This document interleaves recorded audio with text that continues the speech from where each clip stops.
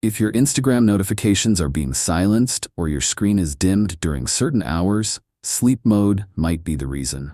In this video, I'll show you how to turn off sleep mode on Instagram so everything works as normal again. Stick around till the end so you don't miss a thing. Start by opening the Instagram app on your phone. Now look at the bottom right corner and tap on your profile icon.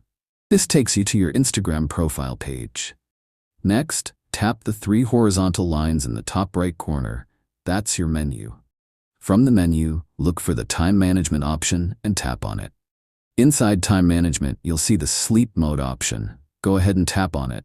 At this point, if you haven't subscribed to our channel, click the subscribe button now so you don't miss future tech tips like this. Now simply toggle off the switch next to sleep mode. That's it. Sleep mode is now turned off.